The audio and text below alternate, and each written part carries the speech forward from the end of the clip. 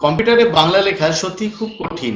আপনি কিভাবে keyboard use না করে, কিবোর্ডে বাংলা লিখতে গেলে অনেকটাই পরিশ্রম যাবে, অনেকটাই কঠিন মনে হবে। তো আপনি কিবোর্ড ইউজ না করে আপনি শুধুমাত্র ভয়েসের মাধ্যমে আপনি কিভাবে বাংলা লিখতে পারবেন, আমি সেটাই স্টেপ বাই স্টেপ দেখাবো।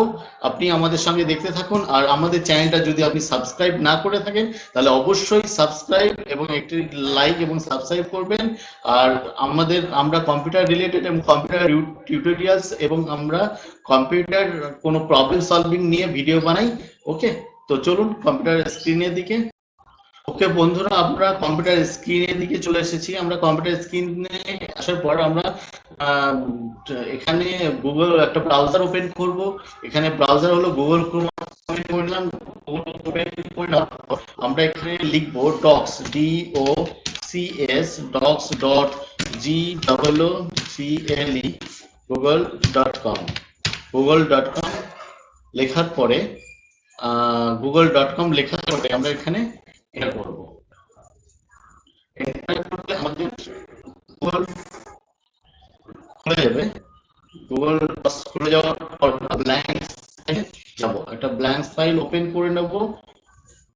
ব্ল্যাঙ্ক ফাইল ওপেন করে নেওয়ার পর এখান থেকে আমরা টুলসে যাব। টুলসে যাওয়ার পর আমরা ভয়েস টাইপিং এখানে ক্লিক করব। ভয়েস টাইপিং এ ক্লিক করার পর এখানে অনেক ভাষাতে লেখা সম্ভব।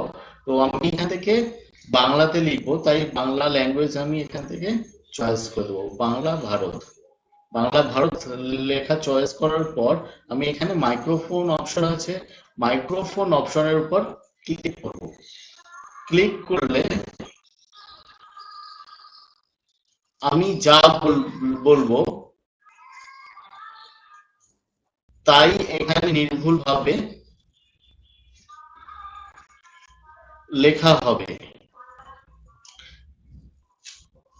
আর এই লেখাটা ততটাই নির্ভুল হবে এবং ততটাই ভালো হবে আপনার নেটওয়ার্ক স্পিড যদি খুব ভালো হয়।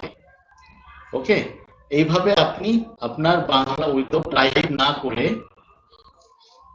আপনি এখানে নির্ভুলভাবে অতি কম সময়ে কম পরিশ্রম দিয়ে আপনি এখানে কিন্তু গুগলে ডক্সের মাধ্যমে আপনি লিখতে পারেন। আপনার বলার স্পেলিং যতটা সুন্দর হবে আপনার লেখাটা ততটাই নির্ভুল হবে।